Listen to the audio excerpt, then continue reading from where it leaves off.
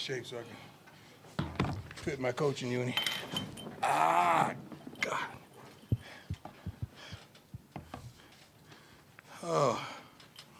A few tickets still remaining for the North Dakota State. We're going to sell it out, so what they waiting on? Let's go. Kickoff luncheon yesterday, over 1,000 fans came in attendance, which was wonderful. But the freshman welcome night last night was awesome. Over 7,000 freshmen. Total enrollment now be over 37,000. More than 67,000 applications were processed for newcomers this semester, up 20%. Blah, blah, blah. Applications for people of color, that mean us, all of us, up 29%. Applications for black brothers, for the brothers up 50%. North Dakota State, Coach Polasek, right? Yeah. Wonderful coaching history, wonderful coach. I got the utmost respect for he and his programs and what he's accomplished through his coaching career.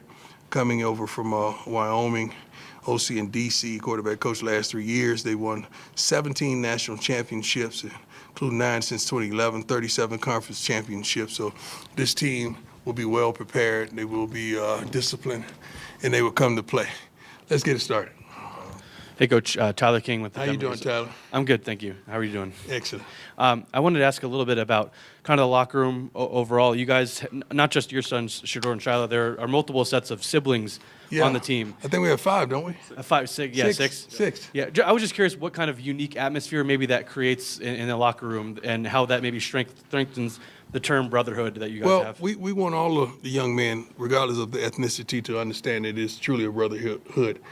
We just happen to have 6 siblings on the team, which is a blessing, which is unbelievable. It's not like we target that and try to bring it in, but oftentimes one of those kids can really play, then we find out that the sibling can really play as well. So to create that type of brotherhood in that environment, we just invite them both to play for us. So that's a blessing. It really is. I think that's got to be leading the nation. It's tied, Coach. Tied? Who? Utah State. Oh, man. Amen. Go ahead, Rylan. Rylan Scholes from Ralphie Report. You're playing a team that's going to run power for vast majority of the game on Thursday. How do you feel about new defensive front? You got guys like Dayon and Sam and Chidozie, and then. Well, you're talking about some of the pass rushers that you just mentioned. That's why we revamped the things to stop the run. The number one thing was to be able to run the ball, protect Shador, as well as to stop the run defensively. And that's what we sought out to do, and we feel like we've done that. We don't know how it's going to play out. We think we know how it's going to play out, but don't underestimate the depth that we have at those positions. You never know from practice to practice who's going to start. We have 2 phenomenal defensive line coaches, and you're throwing Coach Dancy with the rush ends, and you got 3 phenomenal guys with a wealth of knowledge as well as experience. So I'm excited about what I've seen in practice. I'm excited about what I feel like we're going to see next Thursday, because right now these guys are tired of hitting each other. They want to hit some other colors right now. Yeah, Coach, just following up quick on the locker room, I also wanted to ask about Camden Dempsey. Obviously, he's got a new role as a governor this year. What's it been like for you to see his kind of emergence as kind of a notable figure in the locker room over the last couple months? He's been that way since I arrived. I've noticed his countenance. I noticed his just who he is on the field as well as off the field, and he just not only inspires me but encourages me to want to do more for him, because I know what direction he's going to go soon thereafter football. I know the history of his family, how much CU means to them. And you talking about a great young man, he is all of that. So that's why I wanted to create a special role for him to get him more involved in what I feel like his career path is going to be. I don't want him to wait till it's over for him to get started. I want him to get started right now. But I love him to life, I really do.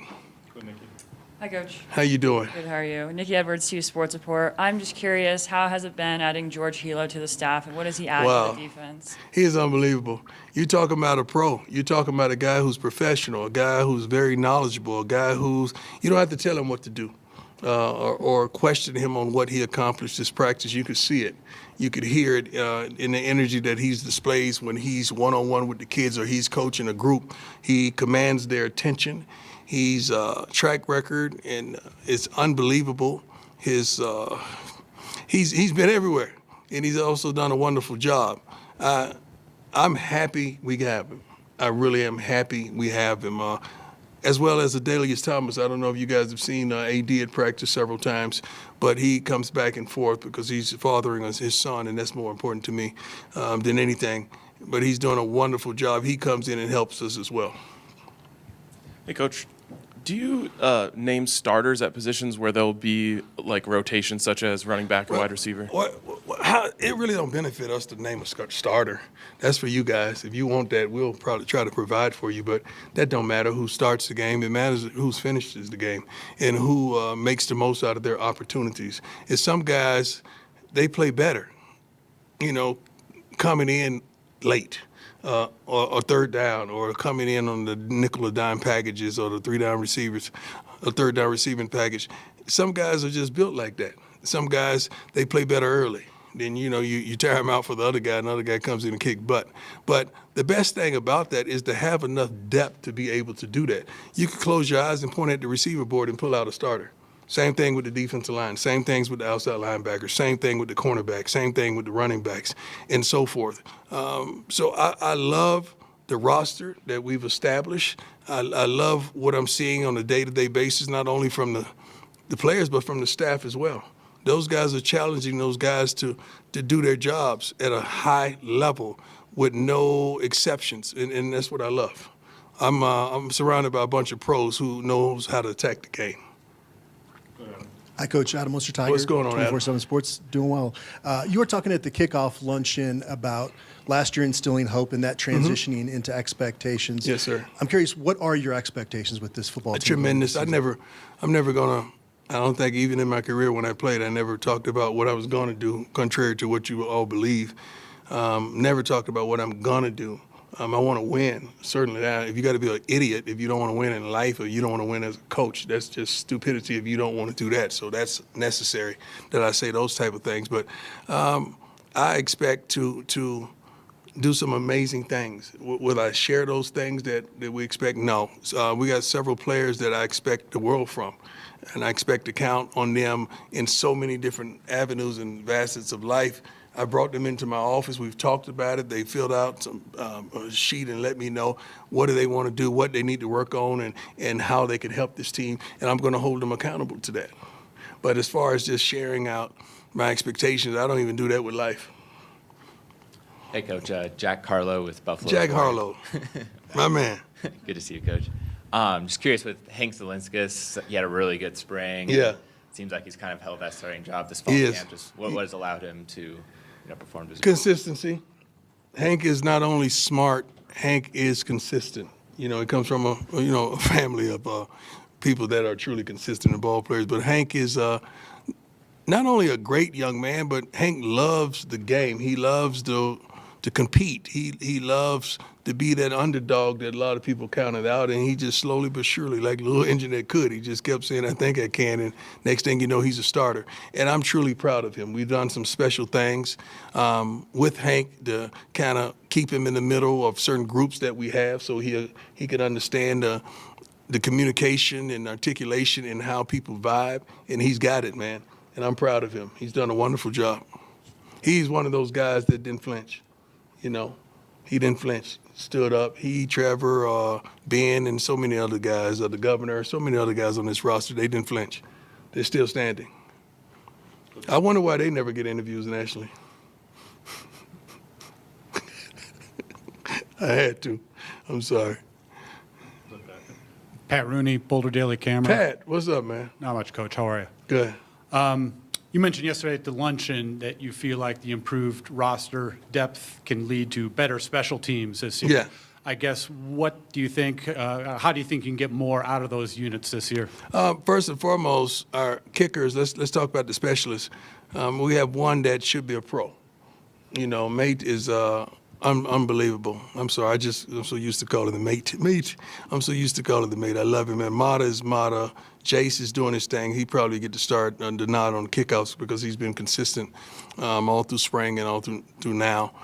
But those guys are really good. Now, finding the coverage teams, you have so many athletes. You have probably 5 starting corners, so those guys will fall to special teams. You got probably 4 starting safeties, particularly.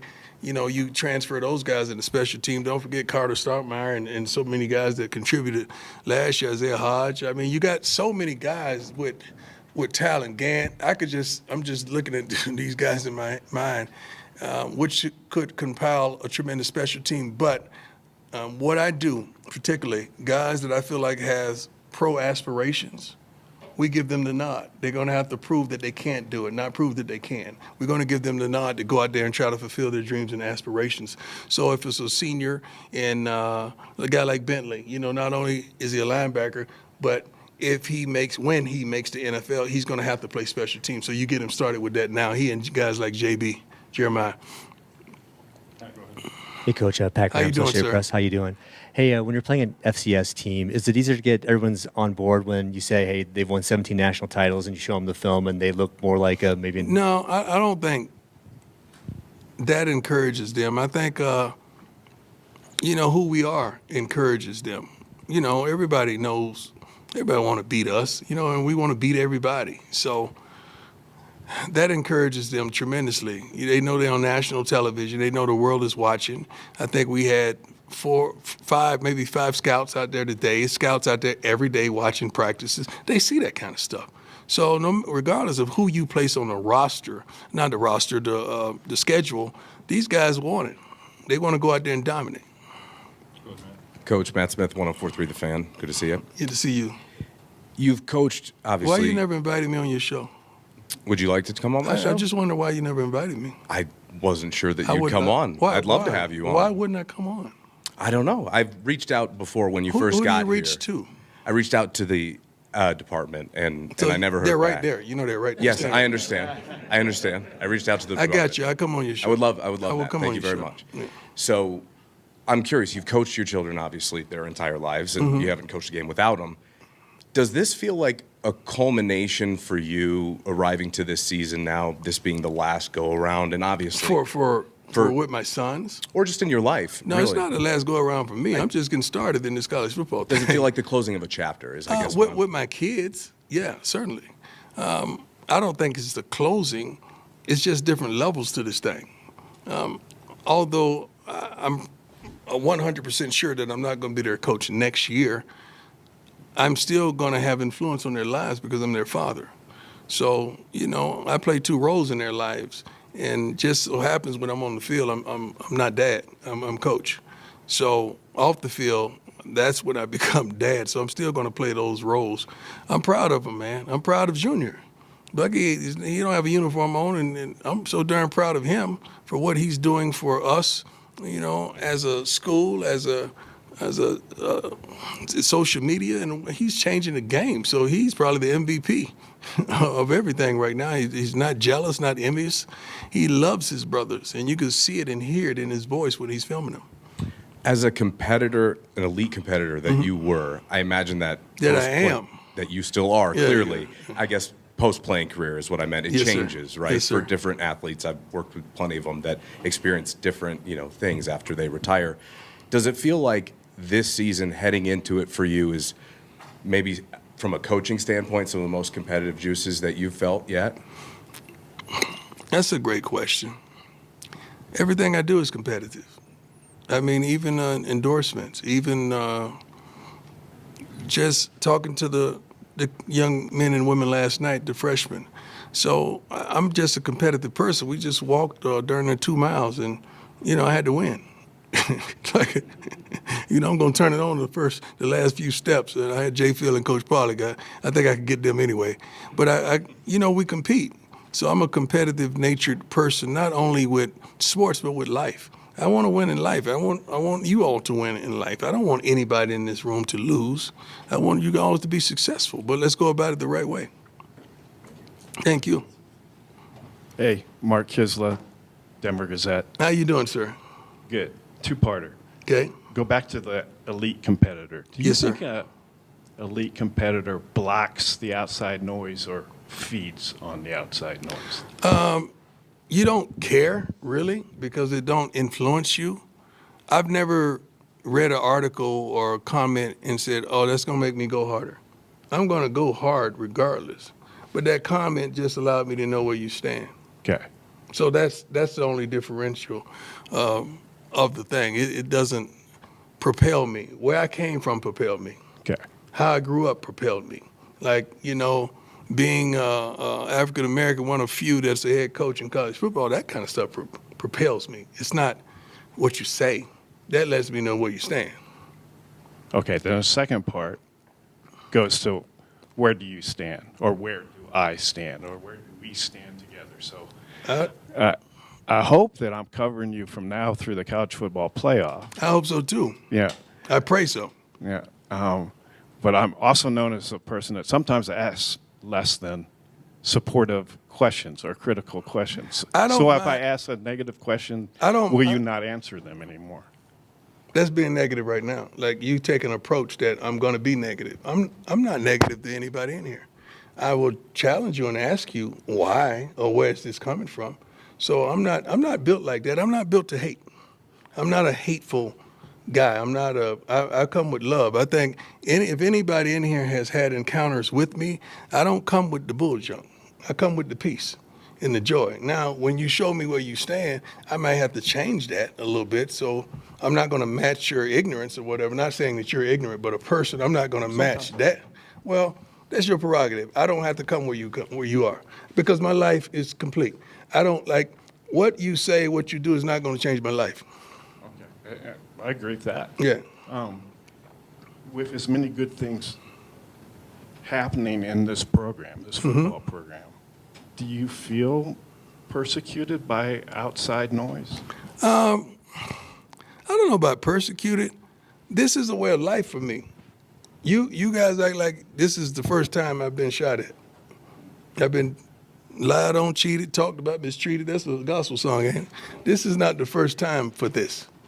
But as I mature, instead of shooting back or lashing out or just dismissing you, I want to know why. Like, let's help each other. Let's figure out the why. Because if you understand the why in people, that helps you tremendously. Because that's all I come for. I just come to find. I want to know why. What provokes that? For some. Hey, Coach. How you doing, sir? Good. How are you? Excellent. Troy Finnegan, CU Sports Report football question. I wanted to ask you about the tight end spot. You know, last year you guys had Mikey, more of a converted receiver. Shedeur talked about Sam Hart a couple weeks ago. I'm curious what role that position has in this offense this year. Block first. Block first. Receiver second. Block first, receiver second.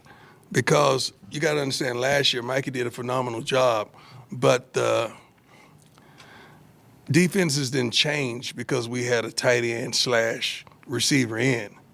And it don't make sense if the defense don't change. So if the defense not changing, why don't you just put a receiver in? So that didn't make sense for me for multiplicity of reasons. So when we put a tight end in, we want that personnel to change on the defense so that we could do some of the things that we want to do. That's the reason we put 11 personnel in.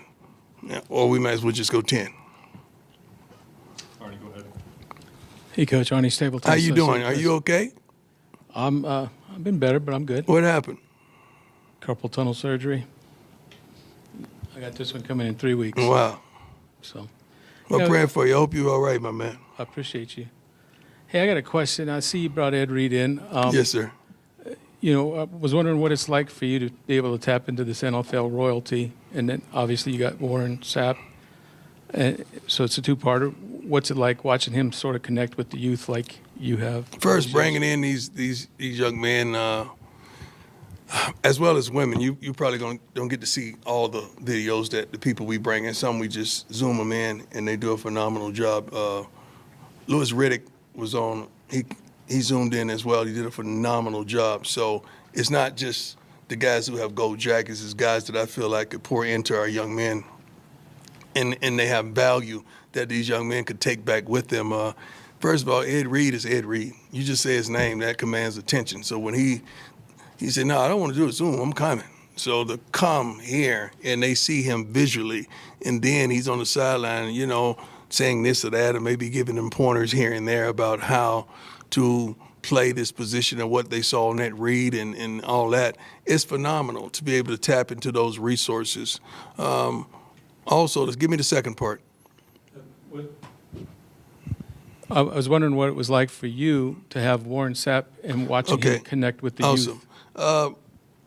Coach Sapp, he has done more than a phenomenal job. Just the connectivity, just the understanding the different type players and the layers they have. Like this guy, you could go at pretty hard because he could handle it. This guy, you can't raise your voice because he's a little more sensitive. This guy, you can't ignore him because he wants attention. This guy, you got to ignore him because he's going to seek too much.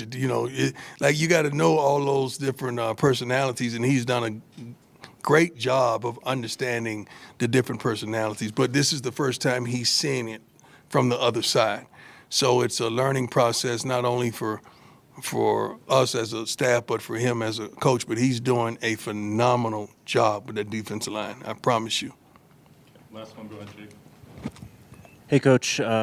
My question is, who are the candidates to have the D and the L patches on their jerseys this year? I think we already have 4 leaders. I think it's Charlie's one of the leaders, Cam, Shador, Mate.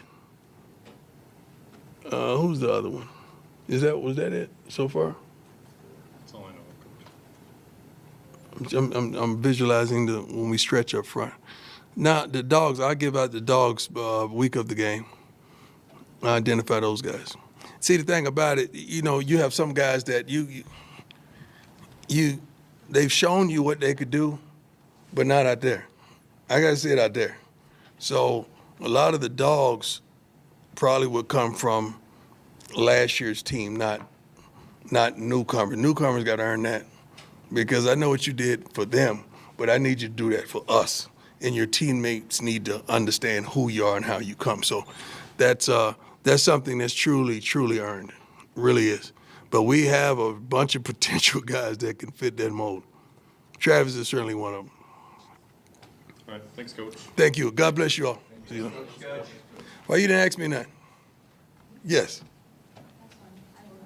You good? All right. Best waitress ever at one point, right? We're grown out of that.